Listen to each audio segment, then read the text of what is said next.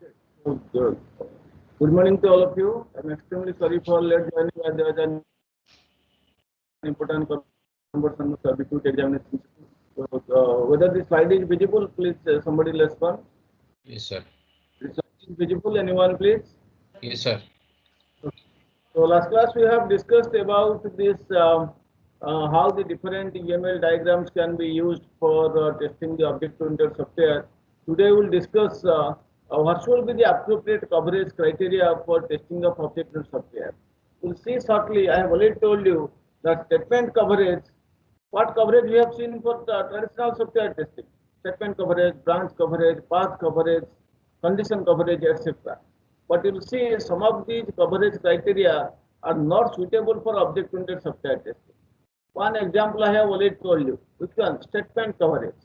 If you take one class A from which say class B is derived, and in B only say one printf statement is there.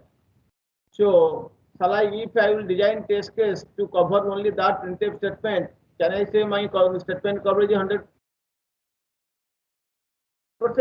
And because B has also inherited the methods from A, so I must have to also design test cases to test those methods.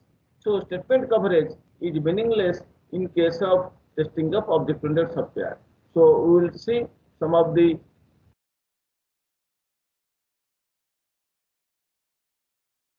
new coverages which will put only the previous class, like when we are discussing state chart diagram, we are using. So then we have to see how many states are covered, what is the total number of states, and by your test case how many states are covered. That is called as state coverage.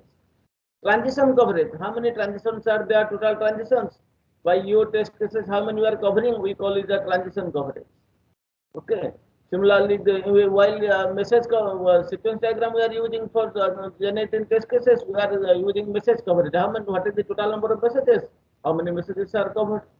What is the total number of message paths? How many message paths are covered by your test case? So these are the different what coverages such as message path coverage, transition coverage, state coverage, etc. These can be used for testing object-oriented software while you are using what UML diagram. Okay, so let's see something more about some special criteria regarding this test coverage. Test coverage analysis. It helps determine the thoroughness of testing achieved, isn't it? How far thoroughly you have tested? What is the percentage you have covered? 10%, 20%, 90%, 100%. So it helps determine the thoroughness of testing achieved.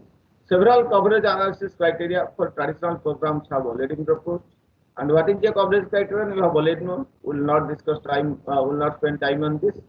So the test means test cases. The tests that are adequate with respect to a criterion, it covers all elements of the domain determined by that criterion. So what is the objective? We have to cover all the elements of that domain determined by that criterion. For example, the elements could be statements, could be branches, could be conditions, paths or messages or statements. This could be the element. So the tests that are adequate with respect to a criterion, it cover all the elements of the domain which are determined by that criterion. But what are the elements that appropriately characterize an object-oriented program? I have already told you these are certainly different from procedural programs. And example, I have told the example of statement coverage. For example, statement coverage is not appropriate. Why? Due to inheritance and polymorphism. In the last inherited class, maybe only one statement, but it has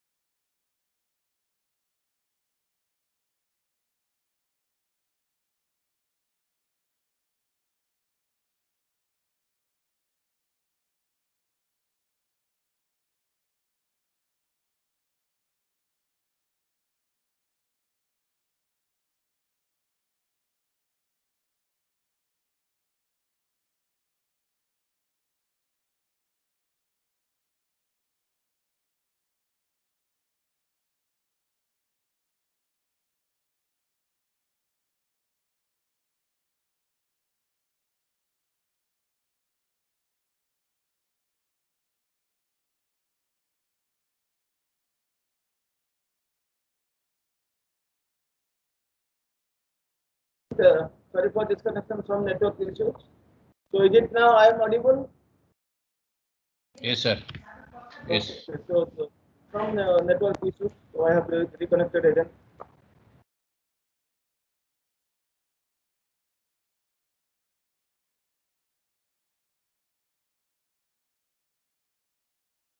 So this slide is visible at one place.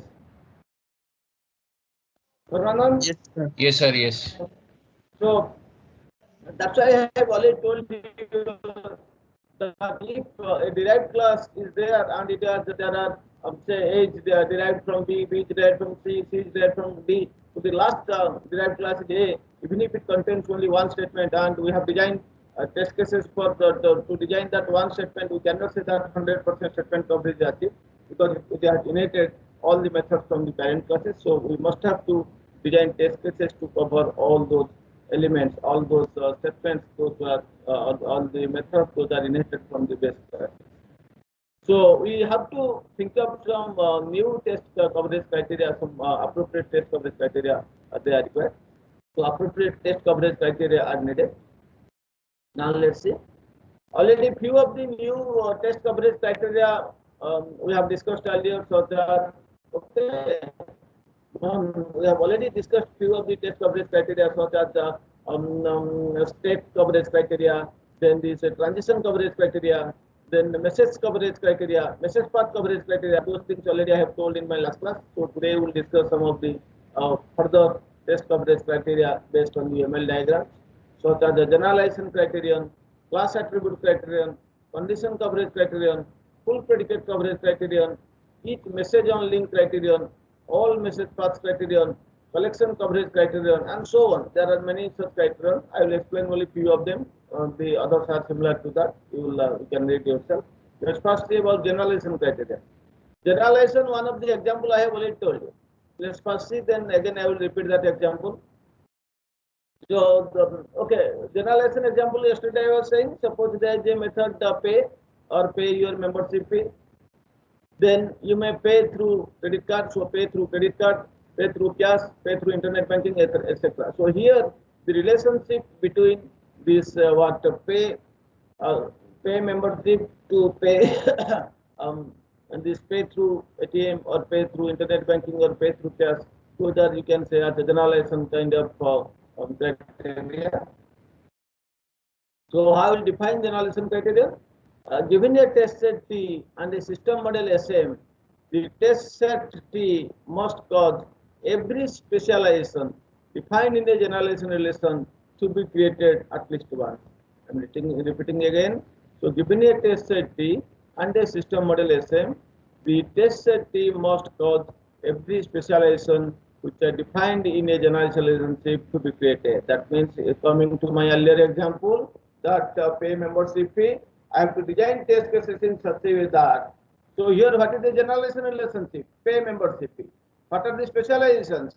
One is pay through credit card, pay through debit card, pay through ATM, pay through internet banking, pay through cash. These are all specialization relationships. So I must design the test case in such a way that each and every specialization defined in the relationship has to be created, has to be exercised at least once. For example, one test case I have to create for testing what the relationship between test or let's say pay through credit card to pay membership fee. Another is pay through debit card to pay membership fee, pay through cash to pay membership fee, like that. So every specialization has to be tested at least once. The generalization criterion fault model, it is likely to reveal the faults that can arise from the violation of the substitutability principle. Okay, one of the application of the generalization criterion is as follows. The generalization criterion fault model, it is likely to reveal the faults which can arise from violation of the substitutability principle. So what do you mean by substitutability principle? Substitutability principle says that an instance of a subclass can be used anywhere an instance of its superclass is expected. It's a very fundamental principle in object-oriented programming. So substitutability principle says that an instance of a subclass, it can be used anywhere else, wherever or when or where an instance of its superclass is expected. This is known as substitutable principle. So this generalization criterion, it can or it is likely to reveal the faults which may arise from violation of this substitutability principle. Then we will go to the next criterion. Next criterion is the class attribute criterion. It says that given a test set T, a system model SM, and a class C, the test set T must cause what? A set of representative attribute value combinations in each instance of class C must be created. So how can design those test cases here, which should satisfy class attribute criterion? Now here, given a test set T, a system model SM, and suppose a class C, then the test set T must cause what? A set of representative attribute value combinations, because there a class may have several attribute values. We have to design the test set in such a way that a set of representative attribute value combinations in each instance of the class C must be created at least once. The value space of attributes provides an opportunity to develop test criteria. So here, how you can develop the test cases? You know, attribute is having some value space. Say age is an attribute. Its value you can give 20, 30, 40, whatever that. The value space of attributes, provides an opportunity to develop or to design the test criteria. The value space of an attribute, normally they are usually restricted by the OCL constraints, isn't it? I hope you have known these OCL constraints. So the value space of an attribute, normally they are usually restricted by OCL constraints. Let's take a small example.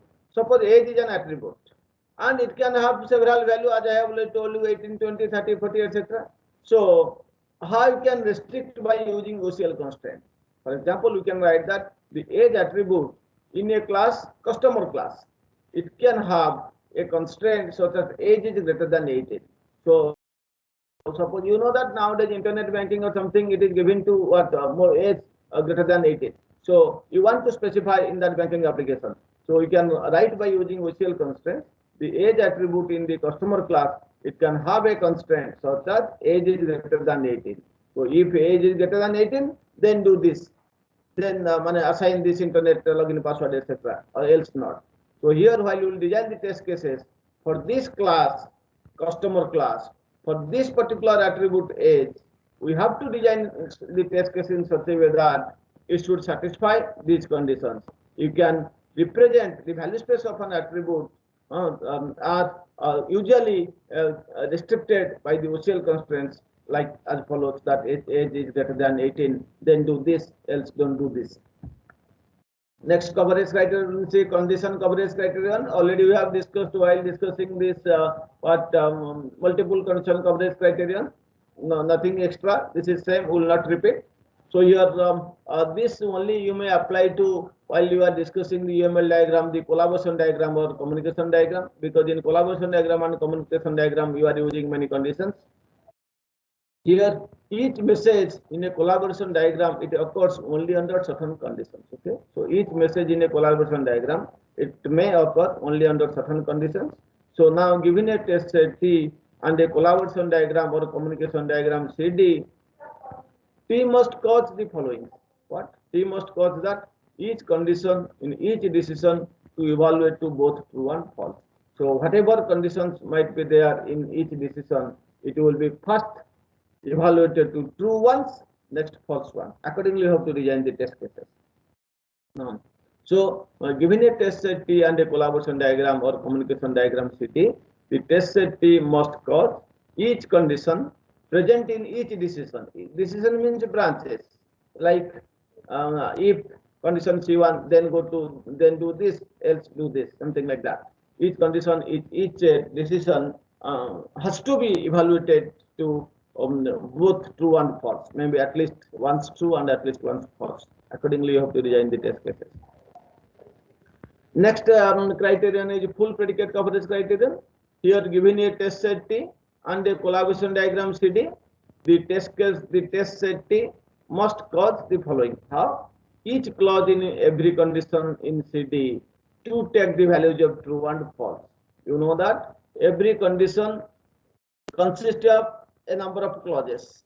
Like you can see that C1 and C2 or C3 and C5 like that. So this is a compound condition. The clauses are C1, C2, C3, etc. According to full predicate coverage criterion, given a test set T and a collaboration diagram CD, the test set T must cause each and every clause present in every condition in the collaboration diagram on the communication diagram to take the values of true and false. At least once each clause will take true value and once it will take false value. Accordingly, you will design the test cases.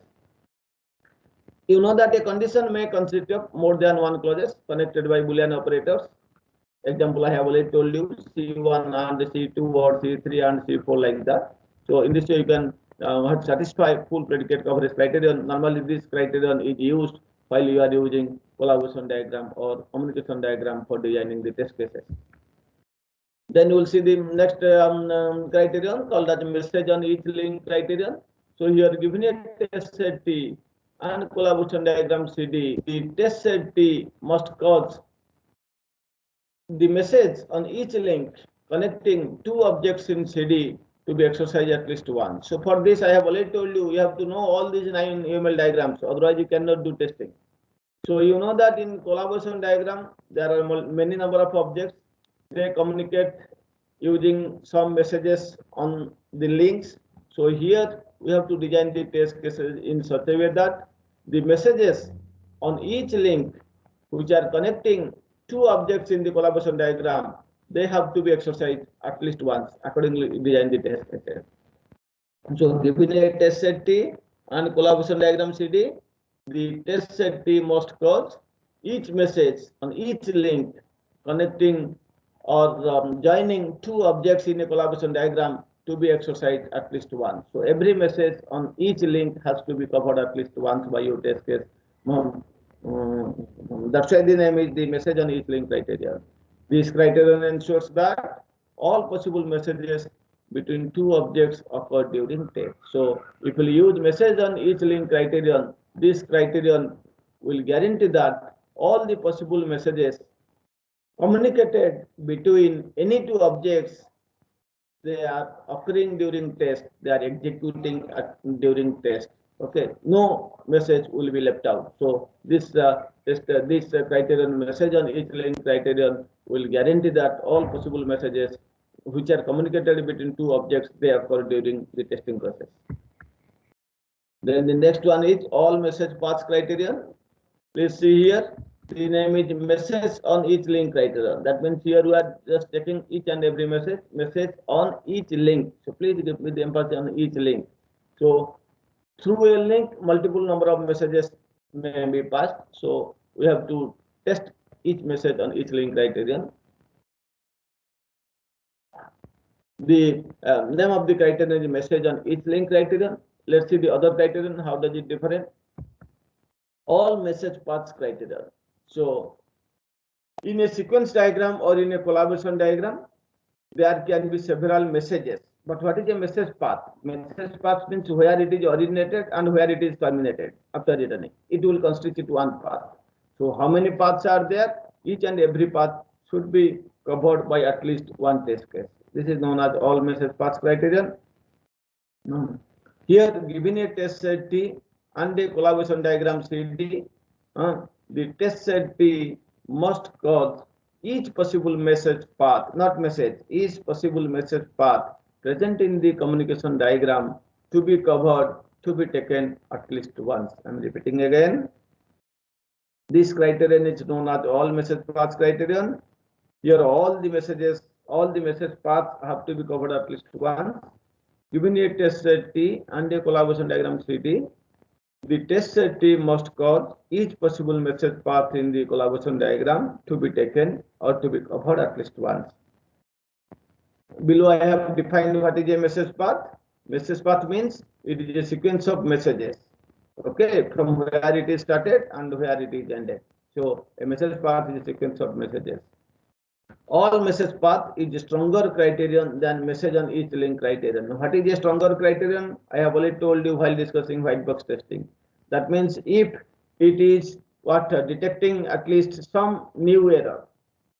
If A and B are two criterion and B criterion detects all the errors as detected by A, but plus some extra errors, then we say that B is a stronger criterion than A.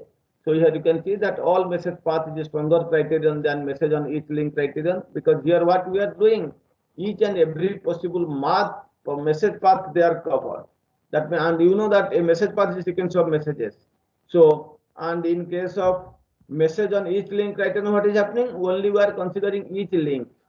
In each link, how many messages are there? They are covered at least once. So obviously, this all message paths, it is a stronger criterion than the message on each link criterion. Then we'll see the next one, collection coverage criterion.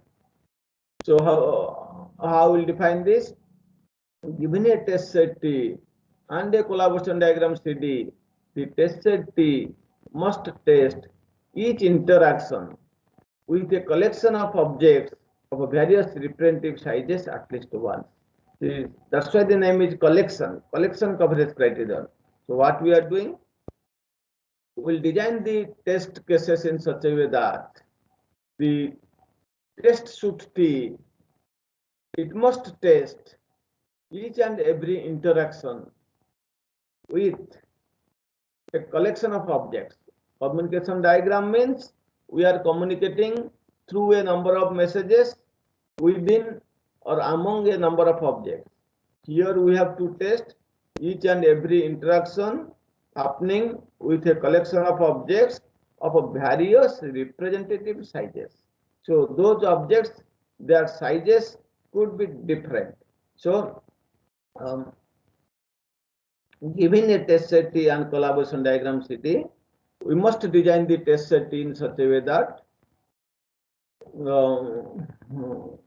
it must test each and every interaction happening with a collection of objects of various representative sizes. There can be many sizes. So here each and every interaction, the test set T must test each and every interaction with a collection of objects of different representative sizes or various representative sizes at least once. For example, let's see, we are discussing a college information system or university information system. There is an object staff, okay, and this staff can be an aggregation of many things. That staff can be office staff, can be a faculty, can be a technical staff, can be ministerial staff, and whatever may be. So here an object staff can be aggregation of office staff, faculty, and technical staff, ministerial staff, etc. So what this collection coverage criterion says that we have to design the test set in such a way that T must test each interaction with a collection of objects of variable representative sizes at least one. So whenever say staff is related with, suppose in an university automation system, say staff is associated with, suppose what maybe let's say about leave. Staff is associated about leave, or say in our case it's called a special casual leave, suppose. So we have to test when we are checking the relationship between staff and leave and staff and what your special casual leave. I have to test the interaction. What is the relationship between the staff when we are considering leave? Staff and leave means I have to see the relationship between the office staff and leave. That means office staff may take different days of leaves. Faculty may take different types of leaves and different number of leaves. Technical staff, for technical staff, the leaves also may be different. For ministerial staff, the leaves also may be different. You know that for faculty, there is a provision of special casual leave. In our institute, faculty, they cannot take elemental leave or and leave. Whereas the other staff, they can take and leave. So even if the object staff is same, but different, and this staff is an aggregation of different entities, such as office staff, faculty, and technical staff, ministerial staff, etc. And when you are considering the interaction of staff and leave, then you see it may change, because the leave between the leave for office staff is different than that of faculty, which is again different than that of technical staff, which is again different than that of the ministerial staff. So we have to design the test case in such a way that it must test each interaction with a collection of different objects of various representative sizes at least one. So all those different categories of staff we must consider while testing. This is called as collection coverage criteria. So here the staff is a collection of different staffs. We have to test each and every possible staff while testing some collaboration or testing some interaction. So this is about what some types of your different types of criteria. Other criterion I have already told you, such as statement coverage, transition coverage, message path coverage, scenario coverage. While you are using use case based testing, you can use scenario coverage. So these types of coverages I have already told you in the last class. These are something few.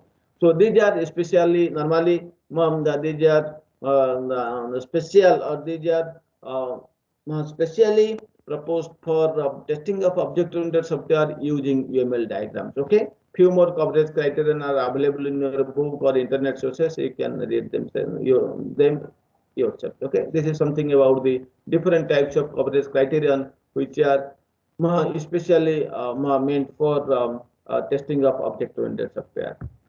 So in this way, the first type of testing I have already told you, that means testing through generic test strategy. Next is development of a test suite by applying test design patterns.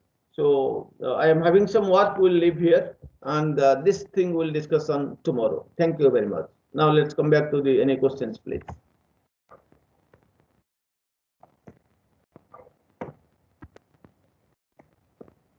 So please, I am again requesting you, please see these these diagrams first, the UML diagrams. Please see yourself, then you can understand. Otherwise, it will be difficult for you to understand. So please read those things from any software engineering book. Then you come to this. Okay. So thank you very much. No questions I am getting. So we'll stop here. Thank you very much. I'm leaving.